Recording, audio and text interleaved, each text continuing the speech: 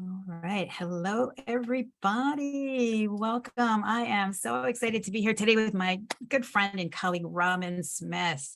We are talking about communication. The number one thing that, according to research, both men and women say they would like to learn how to do better. And I know that's certainly one of the major complaints that I hear from all the women that I work with too, Robyn. So I'm really excited that you're here. Let me just tell you about a little bit about Robyn. Robyn is an award-winning speaker. She's a leading trauma and relationship coach for women and the founder of the Rock Your Relationship movement. So Robyn is inspired by her own thriving 20 plus year relationship with her husband, and she's helping thousands of women transform their relationships and go from feeling frustrated to feeling fulfilled by creating deeper, loving, conscious connections for greater life satisfaction and happiness. She helps her clients unwind the layers of complex trauma and dysfunctional patterns that have interfered with their ability to enjoy ease and harmony in their relationships with others and themselves so they can feel connected, happy, and whole. Robyn, thank you so much for sharing your time with us today. Really honored Thanks to for have you having with me. us. Thanks Yeah. for having me, Risa. Yeah, it's an honor to be here. So my friends, if you are watching on the recording, or if you're in the Facebook group right now, please type in, say hello, type in any questions, comments as we go along. We'll be going back to look for those. And if you're here with us live, come on over and join us on Zoom. If you're looking at us live in the Facebook, there's a link to, if you want to come on over and get your questions answered. We're going to go about 30 minutes and then we'll have a few minutes after for some private time for questions and answers. So, Robyn, with that, we're going to just talk about why healthy communication is so important, what happens when you have it, what gets in the way. And I know you have 3 keys, 3 tips that you're going to share with us today on how we can improve our communication. So let's dive in. If you can tell us what is possible when you have good communication in your relationship, and why is that so important? Yes, I love this question. What is possible is so much joy and connection, a feeling of being heard and understood, um, a sense that you're being known, and that's what we all want. It's really like our human desire is to be known, is to be seen and heard. So these are what are possible, and then more feeling of aliveness as well. So when we get that feeling, I'm being seen, I'm being heard, I'm being gotten, then we just light up like, you get me, and it just feels so good. So there's this aliveness that comes, this and more depth in your relationships. You have the potential for more intimacy, greater connection, more play, because you're not doing the work of trying to get heard and seen. It's happening, so you can just lighten up and enjoy yourself. So these are things that I see that are possible. So beautiful, so important. I know it's really, I think it's kind of rare in our lives, not only just like in our romantic relationships, but just even in life. Like, how often do you really feel like someone's really listening and hearing you and seeing you and feeling understood? I think it's a skill, communication and listening, that we're just not taught, which is why it's such a big problem, and which is why I value so much all the work that you're doing to help people with that. And so what would you say are some of the main communication pitfalls that you see with clients? Yeah, with clients and most people I know, because I totally agree with you. I don't know anyone who was taught how to communicate effectively as a child, or in school or anything. So we're all just like winging it until we get some real decent training. So yeah, like a lot of us, especially in this day and age, in the West, we are distracted. We're not very present with the people we're communicating with. Our minds are in, 3 different places. We're reading the paper or the phone, and so we're not here. And part of that is also then not listening very well. So when you're not present, you can't be fully listening, right? So these two go hand in hand, and these are some big pitfalls of having a conscious connection with somebody.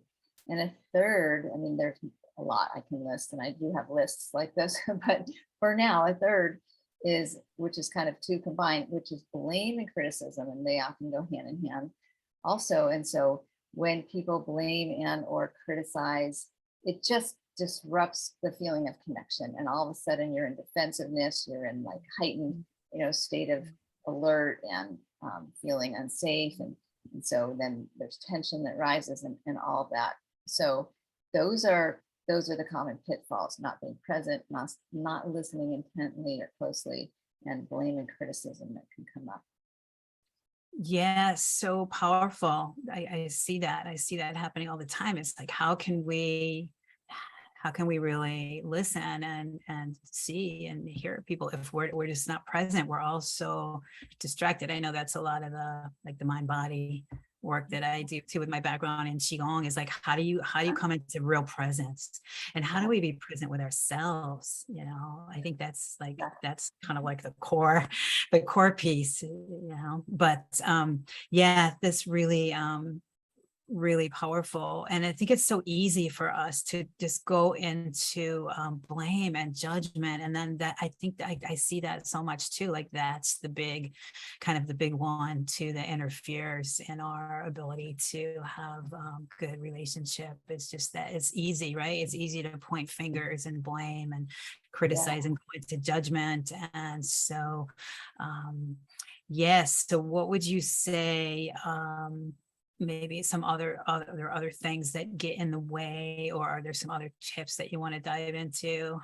Yeah, well, let's speak to what gets in the way of this healthy communication, like like why it's so easy to turn to blame and criticism, or to withdraw or walk out of the room, or whatever people do. Is, I think, if we go back to the source, which is like a winding back down, the source is like childhood trauma, right? So raise your hand if you've had some childhood trauma. And childhood trauma can look so many different ways. A lot of us will go to, in our minds, oh, I was not physically or sexually or abused. But there's lots of types of trauma that I work with. I'm trained to work with developmental and complex trauma, and these are early traumas that can happen even if it wasn't intentional. It was like an accident. Maybe your mom got in an accident and was in the hospital for 10 days, and so you couldn't see her. That's a trauma, because that creates a break in the attachment that you needed for bonding when you were really little. Or maybe somebody was sick or chronically ill, and then you couldn't get the kind of connection you needed. I had a client whose mother was blind. Talk about missing like cues and connection. Like that really made an impact on that child growing up. So there's things like that, and then there's things like, maybe somebody's in prison. Maybe somebody is a workaholic and they're never around. Maybe your parents were arguing. Maybe your sibling was needing a lot of attention, so you didn't get enough attention. Or maybe you had 8 siblings, and so nobody got enough attention. There's just so many things that can happen. So all of that can affect, one, our sense of who we are. So this is your core identity, like what a child does when they're not getting enough attention or they're getting neglected, which is obviously the far end of the spectrum of that, or when they're getting ridiculed, humiliated, teased, maybe they're just getting blamed a lot, criticized, all of that stuff. What a child does with that is they think, I must not be enough, or there must be something wrong with me, even if it has nothing to do with them. Like your parents are arguing and you take it personally. Your dad's in the hospital, you take it personally. Your sibling is sick, you take it personally. So that's what a child does. So really important to just get that one and not, and hopefully start to release that one. But all that stuff, when we have this core identity of not enough, or something's wrong with me, or I'm not lovable, that affects how we show up in our adult relationships. So it's going to affect your communication. It's going to affect your ability to stand up for yourself, to share your boundaries and needs, to feel worthy enough to ask for what you want, to say no. It's going to affect, how you let people treat you, whether you receive criticism and don't object, this type of thing. So it's really important to look at the source of this stuff to So I could go on, you can tell I get very passionate about that, Yeah, but that's what I yeah. wanted to say. It's really, really helpful to hear you describe it in that way, Robyn, because I think people just don't understand. Like, it's really not your fault. Like, we can show up and we can start to go into self-judgment, like, why am I, accepting this unacceptable behavior, or why, Yeah. whatever it is. It's just, we all have our stuff. We all have our core woundings, and it shows up, these childhood stuff. It shows up in all our relationships. That's also a lot of the self-love work that I do with the women in this group too, is just, I'm always talking about how, we've got to just first come into good, right, loving relationship with ourselves. And until we can do that, it does transfer over to all our other relationships. And it's complicated, and especially if you've had any kind of like you're talking about, there's so many different kinds of trauma, and there's a spectrum, and it could be, a lot of the women that I work with too are, have had really, just kind of traumatic situations.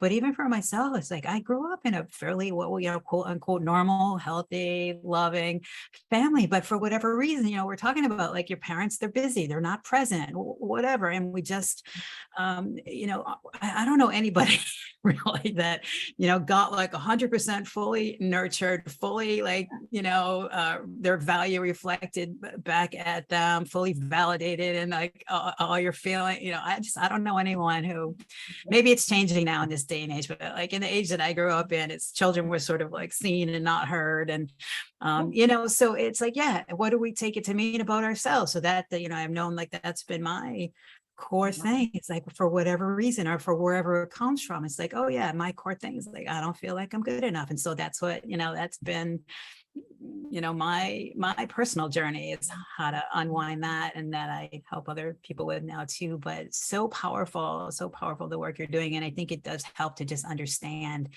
why we have these tendencies, why we have these patterns, and Yeah. to really give ourselves a bit of a break, and to know, like, that's where our focus needs to be, to really do that healing on a deeper level. But Yeah. I know that's that's the coaching work, right? But for today, if you Yeah. can share with us I know you have some tips, some 3 keys for healthy I do. communication I for today, do. for everybody. Yeah. Yeah. Yeah. So, and I'm going to add a fourth. So we're going to have four today. So the first one, which we can, notice is tricky on Zoom, is eye contact. Eye contact. Because your face is down here, and then the camera's up there, and so it's really hard to figure that out. But when you're in real life, real person, 3D, eye contact is really valuable for feeling connected, knowing someone's paying attention, knowing you're being heard. And so often people aren't giving you their full eye contact. And so, like I was saying, you're distracted. Yeah, I'm hearing you. I'll be right there, and you're like, or someone will say, I heard exactly what you said. You said this, this, and this. But meanwhile, they can repeat it, but they weren't really like digesting it because they're distracted. So the eye contact makes a huge difference. And I know it doesn't seem like a communication skill, but it is. And in fact, everything I'm going to give you today is not about not exactly about how to say stuff, but it's about how to set the foundation for healthy communication to occur. So this, just to give you that preface for where we're going with these tips that I have today. So eye contact is key. Well, that's happening during the conversation. And then here's a 3 more tips to set up the situation optimally for the best result. So the next one is consent. And so that means you're asking the other person, hey, are you available to listen to me right now? I have something important I want to say. Is this a good time? So you're asking for their availability, not only physically, but emotionally and mentally, because sometimes someone's physically available, but they're exhausted, or their mind is like, they're just over some big event at work and they can't really focus with you because they're overwhelmed with something, or maybe they're already very angry, and so that's not a good time to have a deeper conversation because emotionally they're not that available. So if you want to have a meaningful conversation, getting that consent is really, really helpful. Or else you might be likely to just butt heads, get defensiveness coming your way, or, escalate into an argument. So the third one, we've got eye contact, the consent. And then the third one is check your own availability, because sometimes you're the one who's got a lot of energy running emotionally or mentally, or you're exhausted, or you're really hungry. Something might be in the way of your availability to fully show up and have the conversation, whether you're the one who wants it or someone else wants it from you. To give yourself that own value of like, I want to be present for this. And let me just check that I can be right now. So this is, all these are about presence.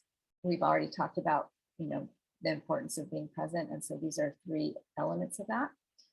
And then my 4th tip for today is come in to the best of your ability to a conversation with kindness and respect.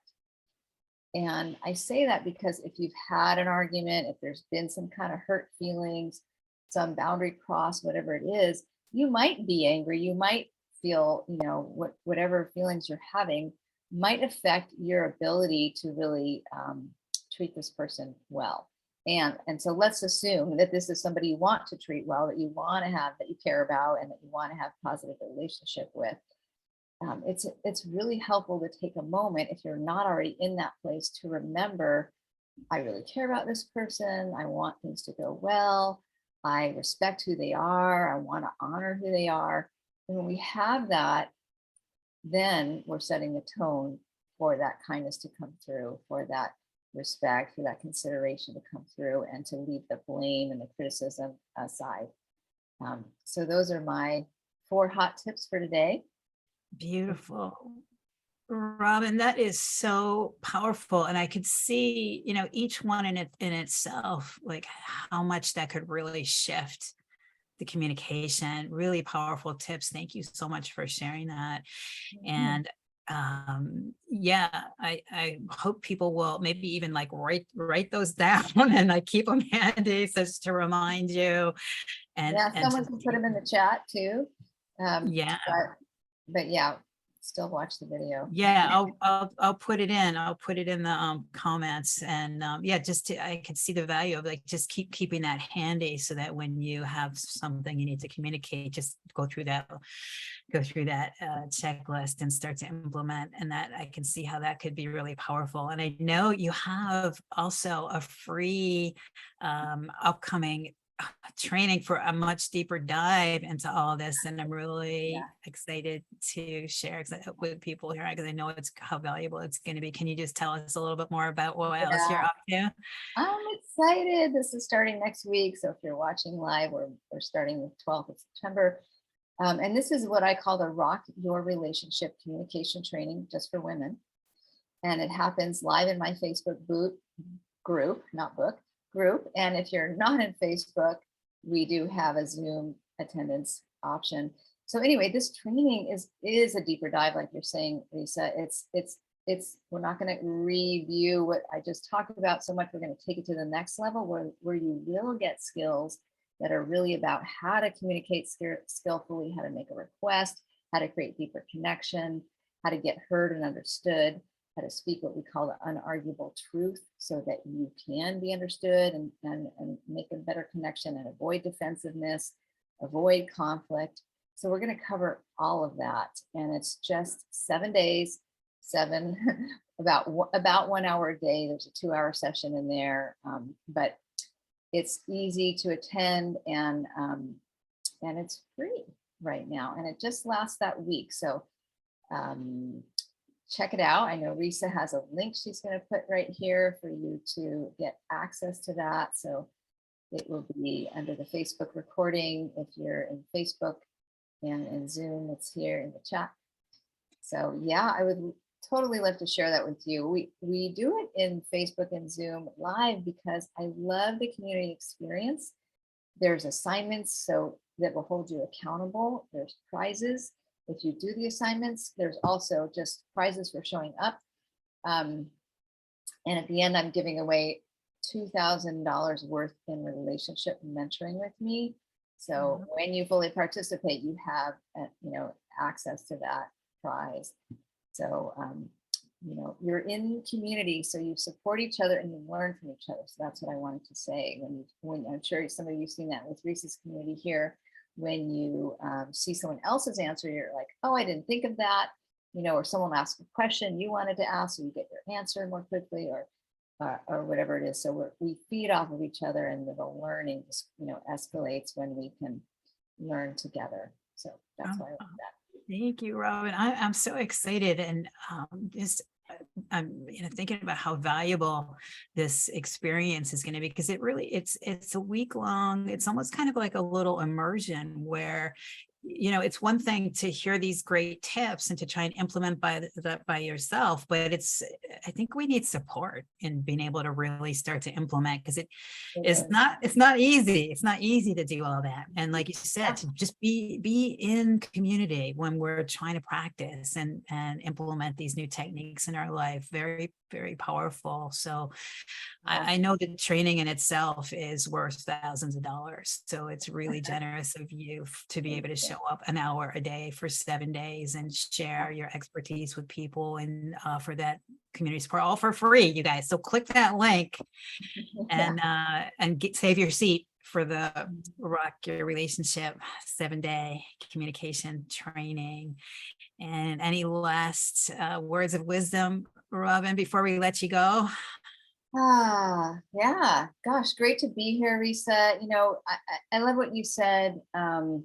That just echoing the piece about community, because of course you could find some tips online or in a book, but it's not the same when you need like to practice them. You need to implement and get feedback on how you're doing, and that's part of what I offer in the group. Is I'll offer people feedback when they come and put in their comments or their practices.